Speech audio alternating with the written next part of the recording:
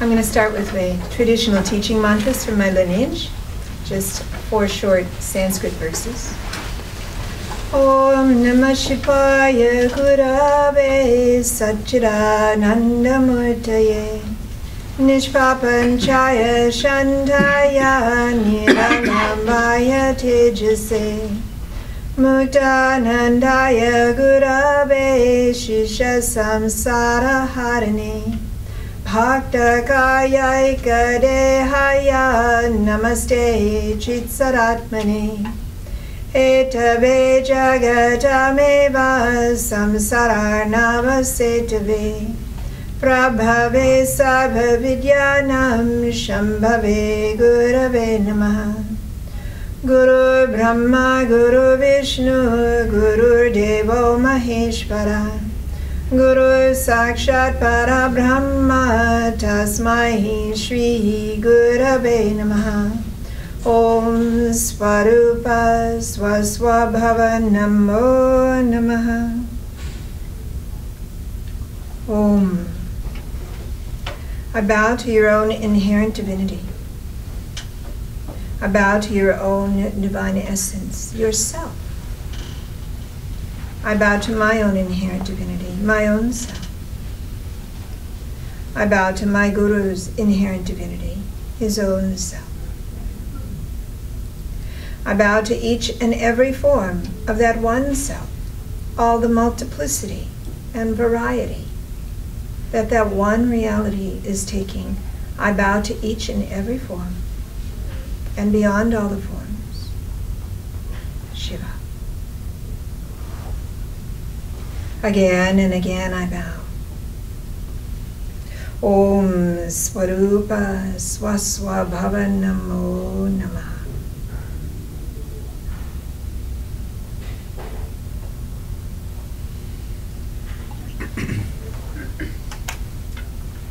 It's a great honor and privilege to be here, to be invited to speak at such a wonderful place, and to have the opportunity to be part of the center underneath the direction of and in honor of Dr. Houston Smith.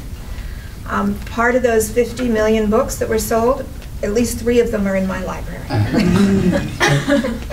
along with some of his other publications. I'm sure that some of you have had the opportunity to meet more than one Swami in your life. And if not, I encourage you to meet many others. Swami is a term of respect that is given to honor one who has taken vows as a Hindu monk. I am a monk. And Swami is a title. My name is Nirmalananda Saraswati. It's a mouthful. So if you have more than one Swami in your life, I thought I would coach you on how to say my name. It's tricky. Most people say Nirmalananda. Nirmalananda means you have no beads. Nir means no, and mala means beads, the bliss of having no beads. But I have beads, and I have more beads in here. Nirmalananda, mala means no inner blockages that keep you from knowing yourself. So Nirmala is a great promise, and if you mispronounce it, it says the wrong thing completely. I'm actually rather proud of my mother, because when I was born, the name she picked out for me she knew wouldn't fit, and she decided to name me Pamela. It's as close as you can get to Nirmala. So we're going to go from Pamela to Nirmala. Repeat with me. Pamela, Nirmala. Pamela, Nirmala. Pamela, Nirmala. Pamela, Nirmalananda. Nirmalananda. Nirmalananda. Nirmalananda. You got it. So now you can say you know Swami and you know her name as well. We always have multisyllabic names. They're always hard to pronounce. When I put together the theme for this talk, I was thinking of psyche and soul. And Michael introduced it as being psyche and soul. There's a big difference. And I did spend some time researching this, and I found that in the dictionary, this word psyche, P-S-Y-C-H-E. Online, you know, you get the lovely little pronunciation you can click. It's got both pronunciations. And that's exactly the thing that I want to talk about, because psyche is a Greek word that means soul. So how did psychology become the ology, the study of the mind? Why is it not the study of the soul? I always loved mythology. Long before I heard of Joseph Campbell, I was reading the Greek myths in translation, of course, and even using Ovid's Metamorphosis as bedtime reading for my children. I knew Psyche meant soul. As a human girl, Psyche was the personification of the divinity in every soul. She was depicted with butterfly wings because Psyche in Greek also means butterfly. Oh, that's a nice correspondence. It explains why for 10 years before that I'd been collecting depictions of butterflies. In Greek, Psyche means spirit, breath, life, or animating force. Not merely a Greek myth. The word psyche is used 95 times in the New Testament, translated in various ways in the King James Version of the Bible, including a living being, a living soul, the breath of life, the human soul that can attain its highest end and secure eternal blessedness, the soul as an essence which differs from the body and is not dissolved from death. We're seeing some correspondences here. What is psyche? So if psyche means soul, the immortal and divine essence which differs from body, and if ology means the science of or the study of, how did psychology come to focus on the mind and emotions? When did the word psyche change from soul to mind? The Encyclopedia Britannica in 2010 defined the soul in many mythological, religious, philosophical, and psychological traditions is the incorporeal and in many conceptions immortal essence of a person, living thing, or even an object.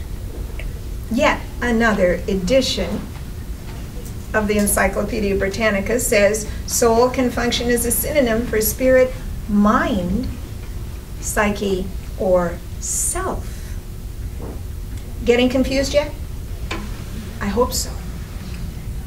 In Tales of Wonder, Dr. Houston Smith quoted from a poem he wrote in college about inventing a new language, ending with, "After many years of labor, I will be able to tell you exactly what the word soul means." It's a gnarly problem. I really wanted to lay this problem at Freud's doorstep. And I tried to even consider it part of the split between he and Jung, but I found that it tracks much further back. It's reasonable for a Swami, a celibate monk, to want to blame. It's reasonable for a Swami, a celibate monk, to want to blame Freud for a few things. But in this case, he seems to be blameless. With psyche being a Greek word, and ology coming from the Greek, it only made sense that it would date back to the Greeks, right? Socrates. Socrates taught that the soul is immortal and gave 4 arguments to explain it, specifying just some points from his arguments. Oh, good morning. Hello. Forms are eternal and unchanging. The soul does not die and is necessarily imperishable. Forms are eternal and unchanging. The soul does not die and is necessarily imperishable. The soul existed before birth and carries a type of non-empirical knowledge into life when born. The soul is invisible, immortal, and incorporeal. When our bodies die and decay, our soul continues to live. That's Socrates. Socrates drank the hemlock, with his student Plato reporting on the event. Plato's teaching described the soul as the essence of a person, non-physical, eternal, and reincarnating. Plato. He also added that the soul decides how we behave, being comprised of 3 parts: mind, emotion, and desire. After Plato, Aristotle argued against the psyche or soul having a separate existence from the physical body. He described that the primary activity of a living thing constitutes its soul, concluding in his writing that the human intellect is immortal. There we have a direct line of teachings in 3 generations where psyche goes from soul to mind, specifically intellect. The teaching in 3 generations, the teaching is exactly the opposite from where it started. The immortal soul, separate from the body, with access to knowledge beyond the mind, Socrates. To a soul that exists only within the body, is not immortal, is about activity rather than divinity, and that the intellect is immortal, Aristotle. God, I hope not. Having met a lot of people in my life, as a teacher especially, and seeing their intellect and the traps they get caught in, I do hope the intellect is not immortal. I hope it's not a trap that lasts unto eternity. As I say this, please understand that I'm not being disrespectful to what psychiatry and psychology have brought to us. I've placed myself in the hands of a good many psychologists through the decades, and some of them were very, very good. Psychology was definitely an escape hatch for me in those early years, and I knew I needed an escape hatch. Because when I lived my life as I was taught to live it, be a good person, work hard, be loyal, committed, loving, make other people happy, fulfill your desires, and you will be happy. I don't know, it seemed to work for everybody else, but it certainly didn't work for me. I didn't feel like I could breathe. I felt like I was suffocating. I was dying a slow, unfortunately painless death. No wonder zombie movies are so popular. People recognize themselves. From my undergrad training in the psych department, I stepped into the encounter groups of the 70s, and then on through years of private sessions with my first psychotherapist. These were all short steps, like stepping stones across the shallows of a river. While I definitely needed help with my mind and emotions, I still felt something was missing. So I came to understand that I was a seeker. In grad school, I happened on an opportunity to go to India. So I went. I even set up an independent study so I could write a paper and get credits for my trip. In India, I found my path, I found my guru, I found myself, capital S self, which is far beyond the mind, far beyond the soul, and something that even the Greek word psyche does not name. Yoga is very precise about its terminology, all in Sanskrit, of course. Many of the words have no English equivalents, so we try to make the English words fit, and it doesn't always work. Your own divine essence, you may have heard the word, is called Atma, also Brahman, also Bhagavan.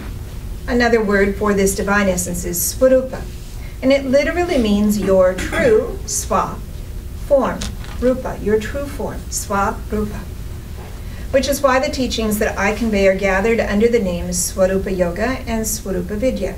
Swarupa Yoga names the physical practices that Michael described, the yoga poses and breathing practices that give you the experience of your own Swarupa, your own self. Swarupa Vidya names the meditative practices, the mantras, textual study, contemplations, and meditations that give you the experience of your own Swarupa. 2 different ways of working, but the goal is the same. You see, there's really only ever been one thing I was interested in, and that's God. My only problem is that everyone told me that God is outside. It was very confusing. I remember when I was about 3 years old asking my mother, "What is God?" Kind of like a child would ask, "What is an apple?" or "What is rain?" Unfortunately, my mother talked about God, and I finally had enough language skills and mental capacity to put the question together. She answered, probably something about the immortal divine presence, creator of the universe, omnipresent all around us. I knew it confused me. I was very perplexed by this, and I didn't have the words to ask more. The word God, or the way she defined God, didn't match my experience because it didn't name the experience I was having inside. I knew the divine, but inside. Every child does. was experiencing the divine, but not as me experiencing something separate from me. I was experiencing the divine as being me. The only thing I could figure out from her answer is that I needed to find God who was outside, so I had to shut down what I was experiencing inside so I could look for God. I remember thinking this, but it actually took months to accomplish that internal shutdown. And that was when I went into pain, unremitting pain, the theme of my life. An unquenchable fire of pain that did become the dominant theme of my life until I found my guru. And he said, that which you call God, that is you. Where you look for God outside, God is there. But you'll never experience God on the outside, because every time you experience God on the outside, you have the experience inside. It's an inner experience. It's an inner shift. And that's because God is being you. Swarupa, your own true form, which means you are the form of the formless. I watched a clip of Dr. Smith's TV series with Bill Moyers, and he spoke so movingly of the many divine forms in Hinduism. I have to say it took me 15 or 20 trips to India to get to the point where I could enter a Hindu temple and look at a statue there and see the divine. It was very difficult for me. But if you can't see the formless in the form, how are you ever going to find the formless in this form, in your form? Everyone and everything that exists is a form of the formless, ever-existent reality. That which we usually call God, except it's something more than what you think God is, whether you like the word God or not. This is the Houston Miss Smith Center. I get to use the word God. And I know some people don't like the word, but you don't like it because you have an idea of what God is. But God is more than what your idea of God is. So for that, I'd like to take you through a little process. This is called the Shiva name tag exercise. So within my tradition, the divine, ultimate, ever-existent, primordial reality that is the source of the universe and your own divine essence is called Shiva. So I'm going to describe Shiva a little bit. And then I'm going to ask you to mentally write a name tag and place the name tag on Shiva, like one of those peel and stick name tags, okay? So Shiva is expansive, ever-existent, all-pervasive, that which is the source of all that exists, that which existed before the universe was brought into existence by Shiva. Shiva is that which pervades this entire universe and extends beyond all that exists, and is that into which this universe will absorb again at the end of its existence. Shiva is outside and inside in the most intimate levels of your own being. Shiva is your own self. Shiva is consciousness, primordial beingness and awareness, and ever-expanding ecstasy. So now you write a little peel and stick name tag. You write Shiva on it, S-H-I-V-A. And imagine or feel your way into or reach for Shiva and stick the name tag on Shiva.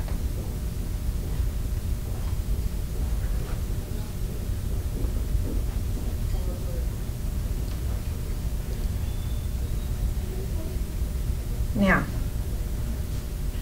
while you've got Shiva there, with a name tag on Shiva, let me ask you this. Is there anything greater, anything more expansive, anything more primordial? If so, you have your name tag on the wrong thing. Peel it off and stick it on the bigger thing.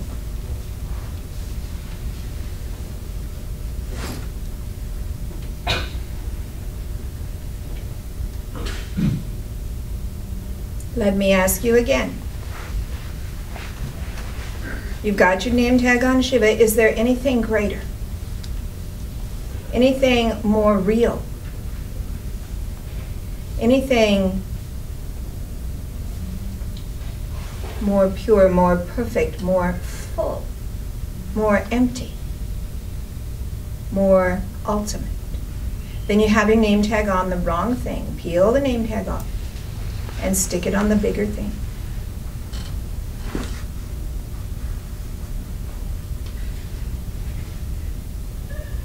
You may have to peel the name tag off again and stick it on the bigger thing. What is Shiva?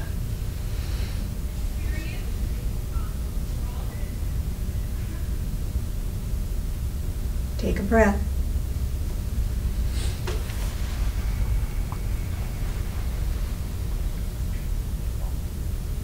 Shiva is the name of your own self, and the goal of all of yoga's practices. Swarupa is another name for your own self, your own divine essence. You are the form of that formless reality. The whole is contained within you, and you, and you, and you, and each of you. The whole of Shiva is there. Shiva is being you. Knowing your own self is really the only thing you've ever wanted to do. Being your own self is really the only thing you've ever wanted to be. For when you are not your own self, you've lost you. Now, from this perspective, let's look back at the word psyche. You might think that psyche, meaning the soul, is the same that I'm talking about as Swarupa, your own divine essence. No. There is only one self being all souls. There's only one reality. Shiva has become all that exists and is being everyone and everything all at the same time. Shiva's having a grand time.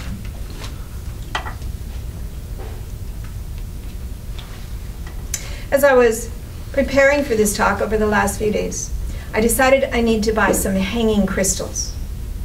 I've had one before, you know, hanging the crystal in a window to get the dangling spots of light flickering around the room. Now I think I'll hang 40 or 50 in one window. Is that going to be great? The colors will dance and play all day long, totally intoxicating. That's what Shiva's doing, being you. That's how I see you, each and every one of you. That's how I see the world. You are the light of consciousness, dancing in the multiplicity of colors and forms. Yet if I reach up and hold one of those crystals in stillness, for a moment, you'll be able to pick out the spot of blue light, the spot of red light, the purple, the yellow, the green. They're all different. Just like each of you is all different, yet they're all made of only one thing. They're all made of light.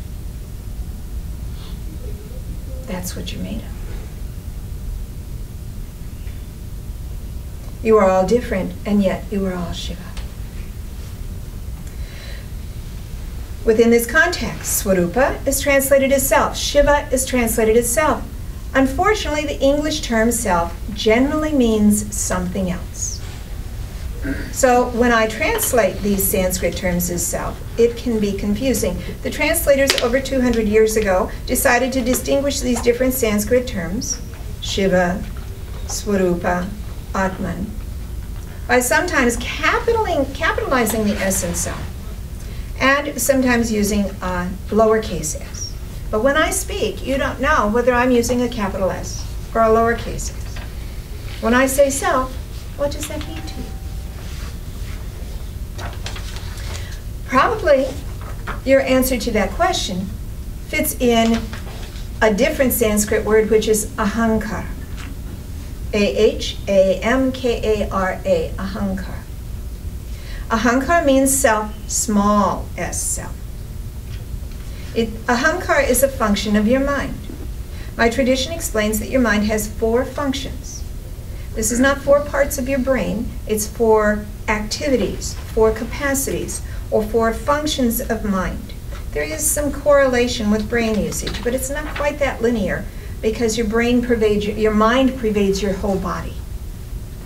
Even the Western systems are beginning to say, well, you have a second brain, that's your digestive system. And now some are saying you have a third brain, that's your heart. Yoga says your mind pervades your whole body. And the word for mind in Sanskrit incorporates all of these and more. Mind in yoga includes brain and body, thoughts and emotions. So what are these 4 functions of mind? Number 1 is called manas, M-A-N-A-S. And it's what we usually call mind. It's busy mind. It's like when you sit to meditate and your mind is driving you crazy. Or even when you're not meditating and your mind is driving you crazy. Manas is the part of your mind that drives you crazy. It is focuses on, its main function is sensory perception. So it sees things, like it looks at me, or it looks at the picture of my guru sitting next to me, Swami Muktananda, or it looks at a light in the ceiling. And then that part of your mind moderates the sensory impulses, the sensory perceptions, and even can replay reruns from previous sensory experiences. Your mind ever run summer reruns on you? Yeah, thousands of times a day. The second function of mind is buddhi, B-U-D-D-H-I, as in Buddhism. And this means intellect. And it's the function of your mind that analyzes, categorizes, and names. So if you look at a light in the ceiling, then your mind says light, square light, rectangular light. Probably full spectrum, not neon light, but the mind goes through that. Buddhi is the function of mind that analyzes that way. The third part of your mind, or the third function of mind, is called chitta, C-H-I-T-T-A, and it's your memory banks. So when your eyes see a whiteboard and your manas perceives the whiteboard, and the buddhi says, oh, that's a whiteboard, then chitta will reach in and say, oh, I remember the last lecture that I went to, and the professor wrote this on the board, and it really didn't make sense to me at all, or it really touched me deeply. Chitta pulls out something in the memory banks that's related to that. The fourth function of mind says, it's me! Oh my God, it's all about me! Ahankara. And constructs your sense of self based on the functions of the other 3. So a Swami friend of mine gave this example. It's a very good example.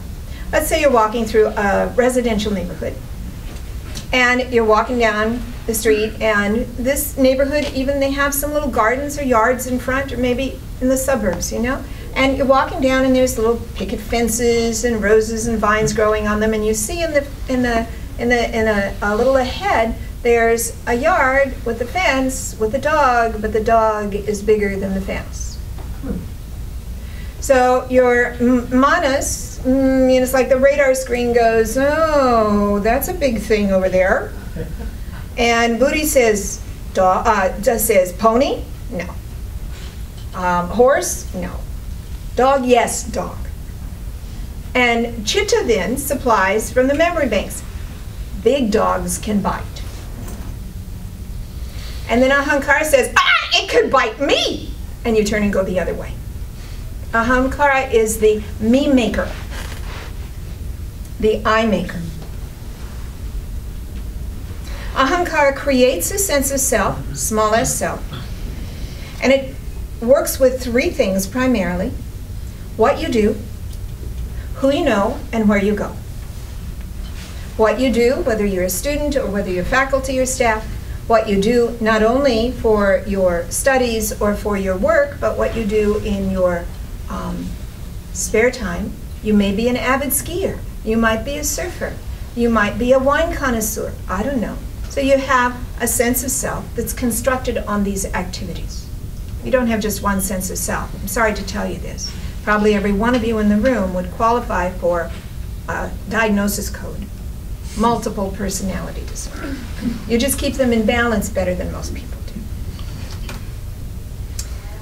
Who you know. Who you know is family and friends And when you lose family or friends, then your sense of self has to change.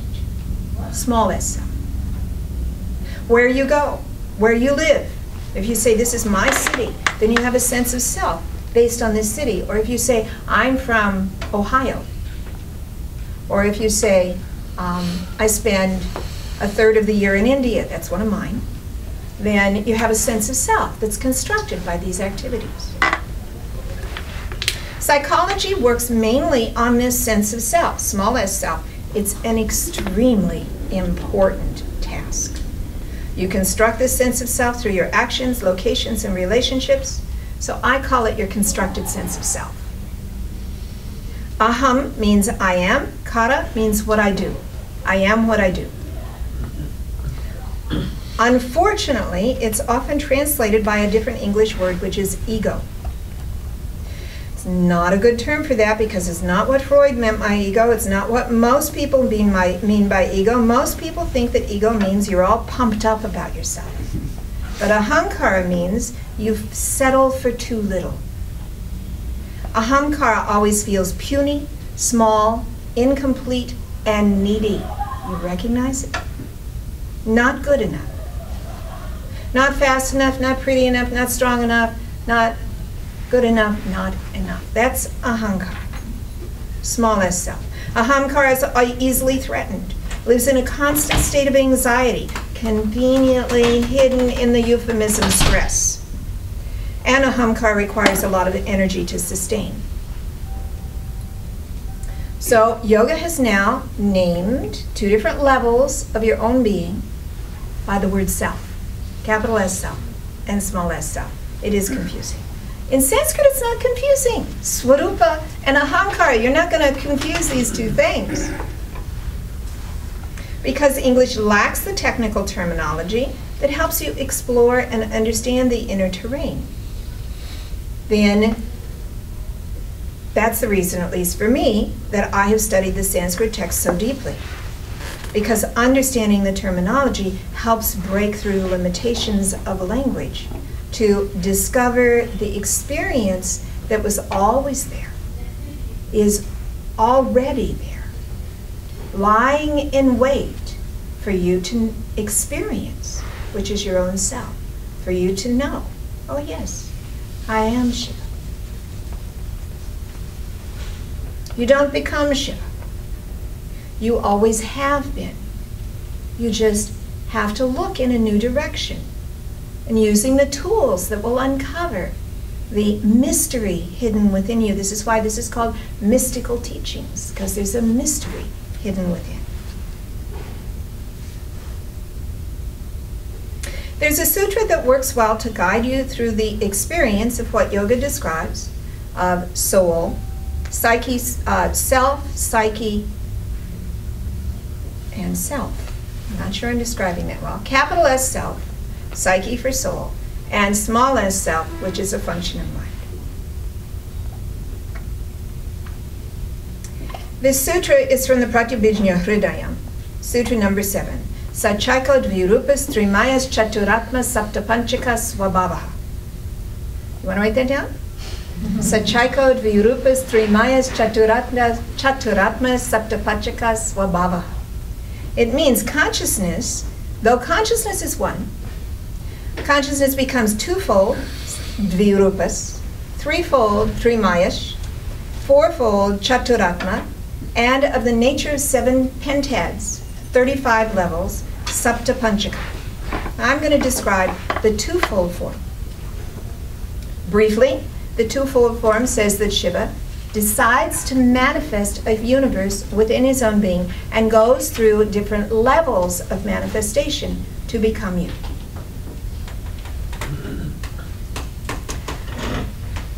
The first level of manifestation is Shiva taking on the illusion or delusion of being not Shiva. That Shiva, who is the primordial, ever-existent beingness, living in absolute fullness and ever-expanding ecstasy, takes on a covering that negates all of those. And that covering is called the void, Mahashunya. So Shiva hides Shiva's own presence within a seeming emptiness, which is described in all the meditative and religious traditions. That seeming emptiness is not empty, but it's full of something that you don't know how to look at or be. So you have to hang out in the void for a while before you find out what it is. But from Shiva's perspective, Shiva's not getting to the void. From our perspective as individuals, we have to go inward and reach that deep level of void and then pierce the void to know yourself as Shiva. But from Shiva's perspective, Shiva takes on the void to appear to be non-existent. Great masquerade, isn't it? Within the void, the seemingly infinite emptiness, Shiva moves. Shiva moving within Shiva. Now you can think of the void a little bit like the night sky without stars. So if you can imagine the night sky without stars, and that's a form of Shiva, then you have Shiva moving through Shiva. Can you see Shiva's movement? No. So there's this subtle quality of movement in the vastness of the void. And that subtle quality of movement is the energy or enlivening force that brings the world into existence. It's called prana. Prana moves through Mahashunya. Prana moves through the void. Prana is a non-physical, insubstantial substantiality. How's that? Prana is the movement of, well, in Chinese it's called qi.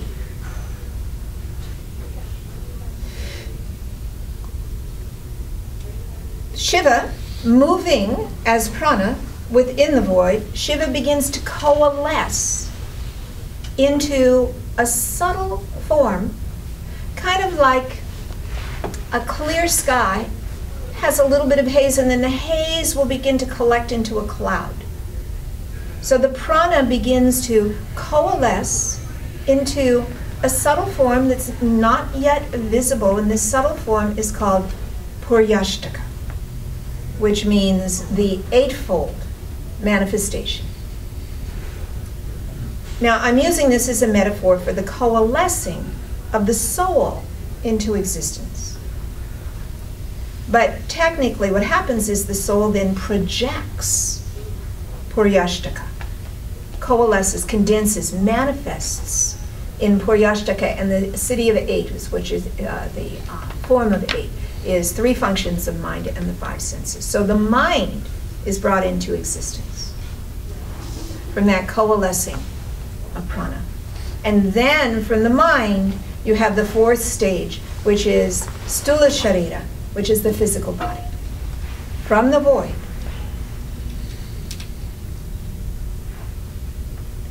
prana moving through the void, the enlivenment of the void, the vibration of existence in the vastness of nothingness. And then that prana coalesces into a multiplicity of souls. What are they made of? Shiva. And the soul then creates a densification of form, mind, and body. This is the fourfold map of the manifestation of the universe. You are that one reality that decided to hide itself, move within itself, coalesce into a concentrated mass of consciousness and bliss that doesn't know that you're a concentrated mass of consciousness and bliss. And then manifest into this world, projecting forth both a mind and body. Here you are. without knowing who you are. So you run around like crazy trying to construct a small s sense of self that will make you feel good about yourself, when the only thing that's going to make you feel whole is to know who you are. You have to look inward.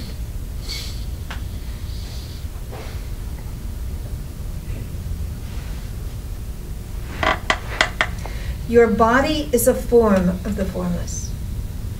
Your mind is a form of the formless. Your soul is a form of the formless. You are more than your body. You are more than your mind. You are more than your soul. You are Shiva. Shiva is the self, capital S self, becomes psyche, soul, in order to project forth small s self, mind, and have experiences, a multiplicity of experiences in the multiplicity of this world. Shiva does this so that Shiva can have the experiences that you're having. And Shiva's having all the experiences that everyone's having all at the same time. Shiva's having a great time. Shiva's having a great time being you, even when you're not having a good time.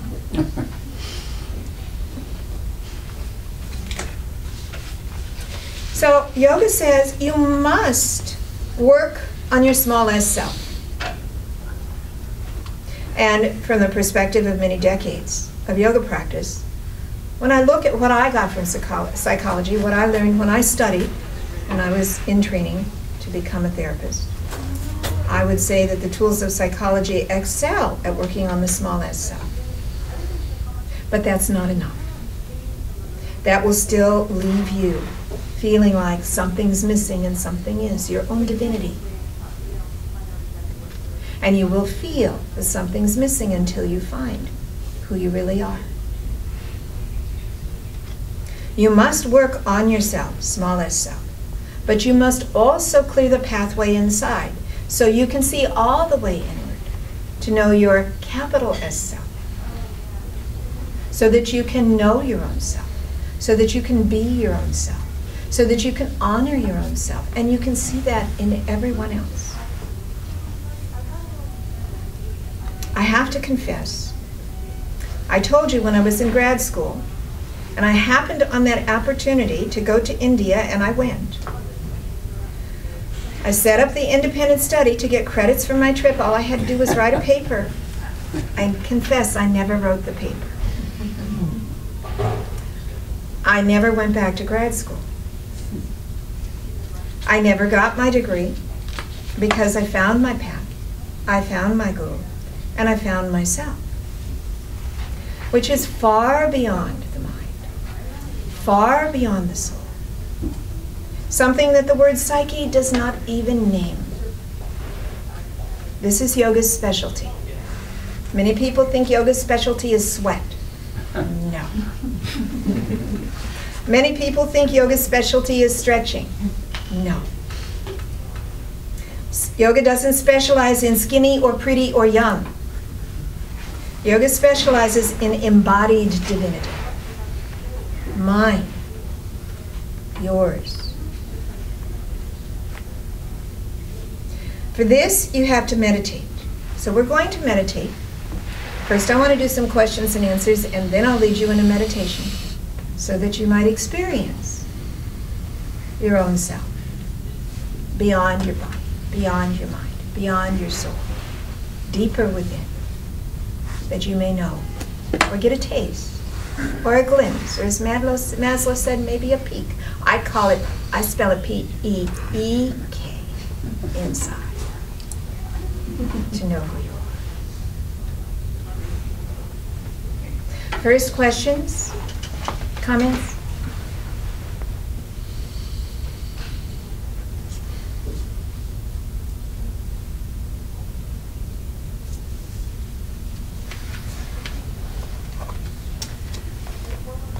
I'm wondering if you have any ideas about how one might go about studying the mechanisms of yoga, or wanting to put them into something qualitative or quantitative, research-wise? I can understand why you might want to do research in terms of getting a degree, but I have to tell you, I threw out the degree and opted for God instead. So I'm not going to be the best person to guide you on this. Because I'm going to tell you, you can't study it unless you experience it. And Dr. Smith will tell you the same thing, because he hung out with Timothy Leary. And he wasn't just watching them. But yeah, you need somebody who is thoroughly experienced as a guide to the promise, the things that yoga promises you will experience. That teacher can guide them to those experiences. You can test all kinds of things. You know, you can run psychological profiles, you can run biological profiles, you can do all kinds of things. There's a ton of it being done, particularly out of Madison, Wisconsin right now. There's a lot being done there because the Dalai Lama's brought his monks in and they've been studying them for about 10 years now. So look and see what they're doing first and then branch out from there.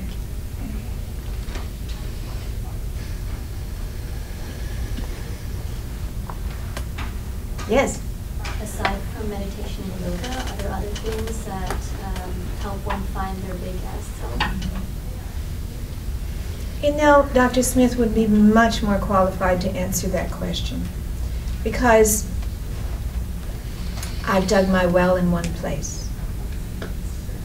And I know a little bit about the diversity and the value of different religions as well as different mystical traditions, but I can't really tell you what they offer because I haven't practiced them. While Dr. Smith, the little bit I know about his bio, he lists 10 years in Hinduism, 10 years in Sufism, and 10 years in something else. I've done 40 years in one thing. I can really only tell you what it offers. I've never run into another tradition that describes the self in this way, but there may be others. I say when you find one, if it touches you, leap. Dive in deep.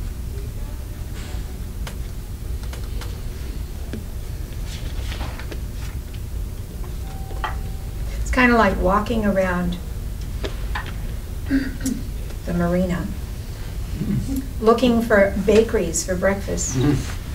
And you find, oh, there's a place, look, their croissants look really nice. I wonder how their coffee is. Oh, there's another one. Oh, those croissants look even better than them. Oh, this one doesn't look so good. And you know, by the time you finish walking, you didn't have breakfast. I don't recommend this approach.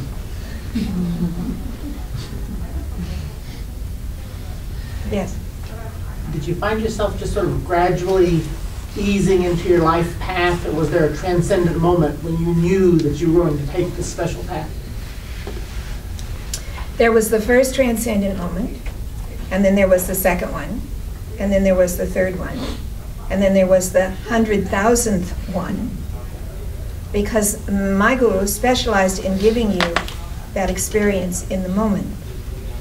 And that's why I call it a peak, because that peak at your own divinity, which can be attained through drugs. Ram Dass writes about it beautifully, particularly in the first few pages of Be Here Now. Go back and reread that book. And he says, I decided I wanted to live in it all the time, and he couldn't do it with drugs. So he had to go to India, and he met Maharaji named Karoli Baba, who was extraordinary. And you just hang around with these beings, you start having that experience. Well, you have that experience, and then you lose it. You have the experience, that peak, that experience, you know, for a minute or an hour or a week, and then you can't sustain it. You have, because your own density pulls you out of it. So then you have to go through practices to condition yourself to consciousness. Now, I'm answering you this way, and I want to characterize the difference with other yogic systems, because what you know about yoga in terms of the physical practices, there's lots of different styles, but you may not be aware of within the yogic meditative traditions, there's lots of different systems. I'm a tantric teacher. So within Tantra, you have a guru who propels you into the experience instantaneously. That's what happened to me. But the other systems like Vedanta, Sankhya, the Vedic system particularly, what they do is they say you have to condition yourself to consciousness bit by bit, like an Olympic weightlifter builds their ability over months to be able to perform in that moment. But in this system, it's not like that. This system is like acid. One drop, you got it. Oh, darn. You fell again. Okay, let's do it again. Except the acid is the grace. This is an initiatory tradition, and he gave me initiation. I got it in an instant and lost it. And then got it again, and then lost it. Very motivating in terms of doing practice. Yeah. But I always really kind of liked instant results. You know, I was always sort of an instant gratification person. So I had to end up with someone like him. Yeah. How did you meet your guru when you went to India? It's called stumble. You just sort of stumble around looking for what you want, and sometimes you stumble into the right places. This has already happened to you in your life. You stumble into some wrong places, and you stumble into some right places. This has happened. So the texts describe that the sure way to make sure that you stumble in the right place is to cultivate the yearning to know.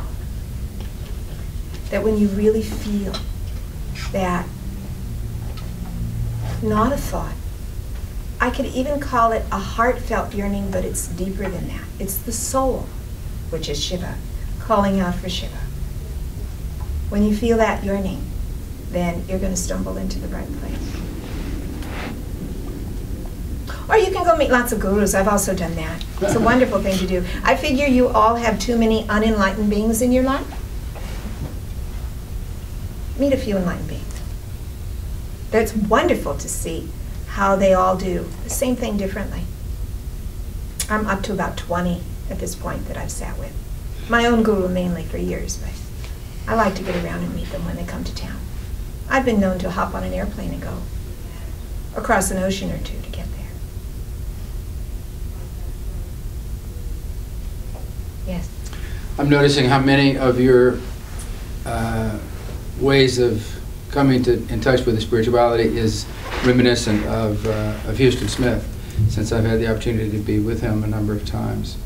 This last one, of course, he really just like got on airplanes to go meet with spiritual guides, and it was really very helpful. But the other one was what you mentioned, and I just want to say that to the students. First of all, I want to say to the students, like, hold your spiritual thing until you finish your degree. Because I've warned you about the problem. But, you know, in the Bay Area, I can name 10 right off the top of my head of spiritual centers. But the trick with that is not to go to all 10, you know, not to skip around so much. Just go for one, and you know, just pick it randomly, just go for one. But like, we have a group of students that have organized to kind of help each other do that. Like, they went to Spirit Rock one time, and we planned to go to a Muslim center, and of course there's 6 Zen centers within striking distance. So I think if you could just kind of follow your heart or mind or soul and go to one center and just hang out there for a year. Houston would indicate that you need to do it in a different tradition than you grew up. Because in the tradition that you grew up, you just are blinded to it. But in a new tradition, you can find it. That's not to say there's not wisdom in the tradition you grew up, because he went back there.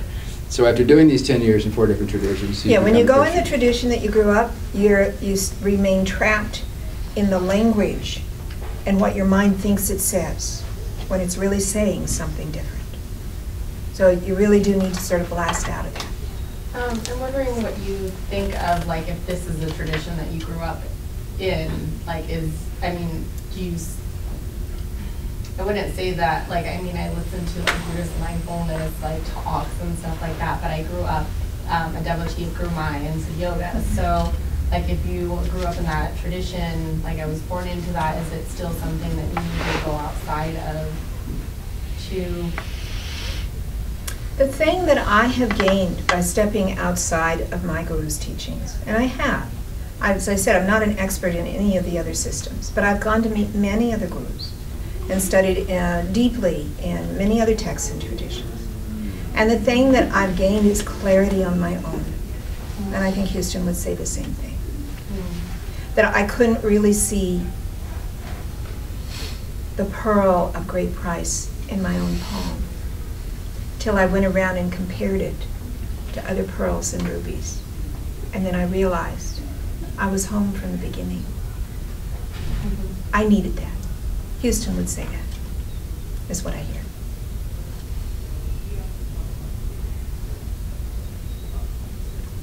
One or two more?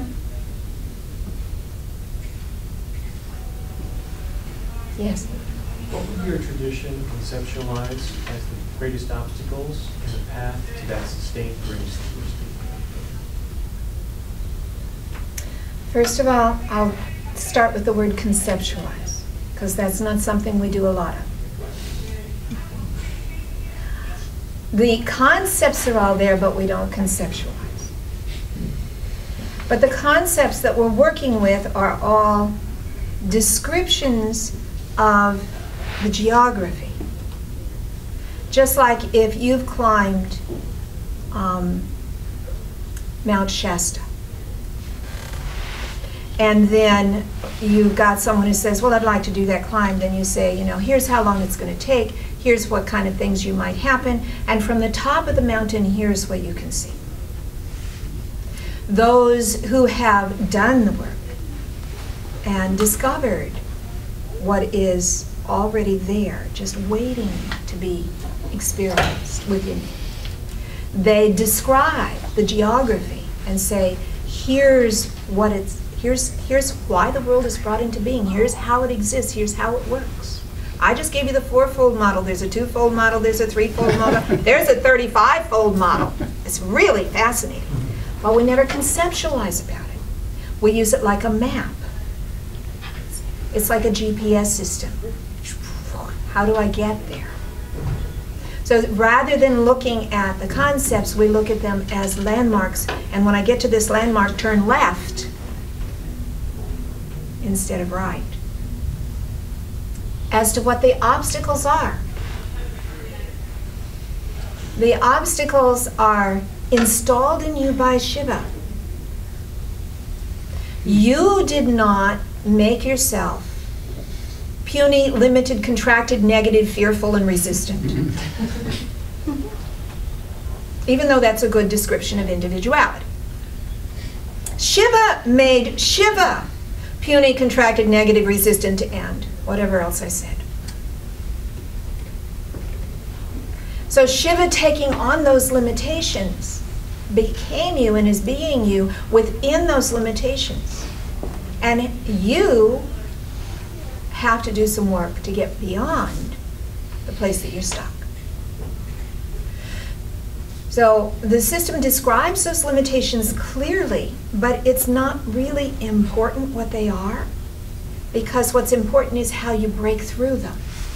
It's like if you're looking at a brick wall and you know the pot of the gold is on the other side. The question is not who built the wall.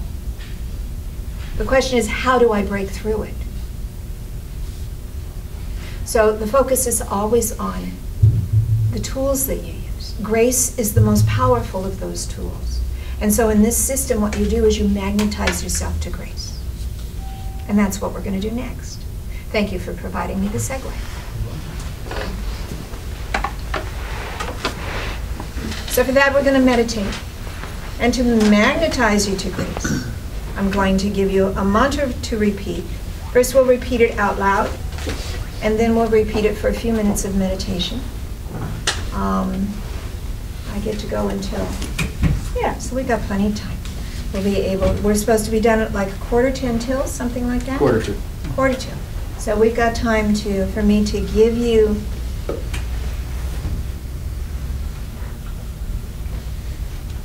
the gift that my guru gave me, which is the mantra. There are many mantras. All the mantras say the same thing in different ways. They all invoke the experience of the divine in different ways. The extraordinary thing about this mantra is that my guru got it from his guru got it from his guru. Of course, all the mantras have that in common. Except this mantra is called an enlivened mantra. When you take a mantra out of a book, it's not enlivened. When you take a mantra from a teacher who's been authorized to give the mantra, my guru gave me the mantra, authorized me to give the mantra to you, then it's empowered, it's enlivened, it vibrates with the energy of your own enlightenment.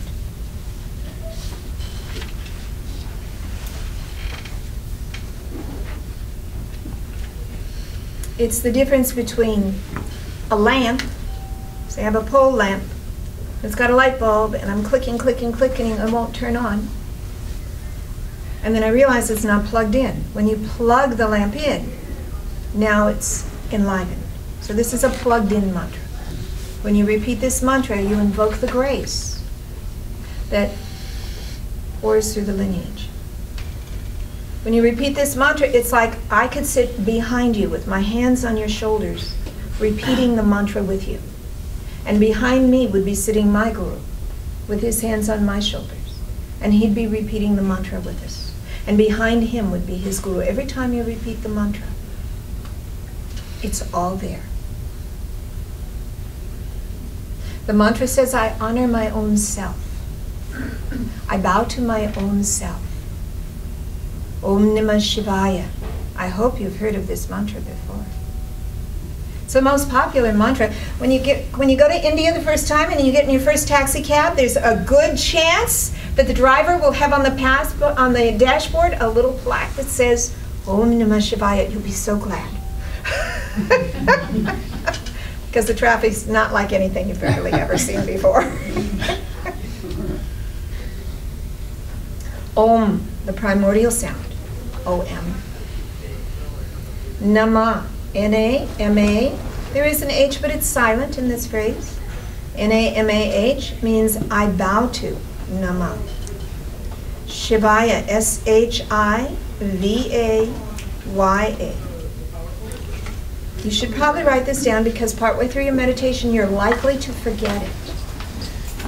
Because you've gone beyond the mind, and when you come back to your mind doesn't know what to do, except the usual stuff it does.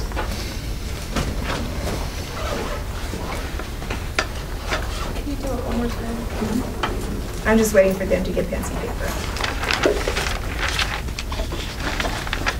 I'm making an important point, though. What happens when you repeat this mantra for most people the first time?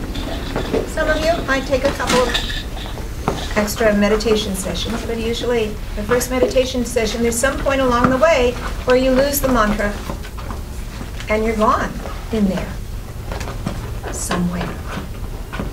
What is it? And then you come back to your mind and the meditation isn't over yet. Ever had that experience? So then what do? Your mind wants to start up on the stuff it usually does. And that stuff will take you where you usually go. It's not a pretty sight. So that's why I want you to have it written down, so when your mind starts up again, you can apply your mind to mantra so that it can do its job for you again. Om, O-M. Nama, N-A-M-A. There is an H, it's a little breath in there, it's mostly silent. N-A-M-A-H, Nama, I bow to, Nama means I honor, or I bow to. Shivaya, S-H-I-V-A, that's a double A technically, Y-A, S-H-I-V-A-A-Y-A. If the mantra said Om Namah Shiva, it would say I bow to God. And that's a wonderful thing to do. You'll have so many extraordinary experiences by invoking God by whatever name, in whatever place, whatever tradition. But the mantra doesn't say I bow to God. Because there's a ya on the end. What's the ya? The ya means in here. I bow to the divine in here. I bow to the divine as my own self. I bow to my own divinity.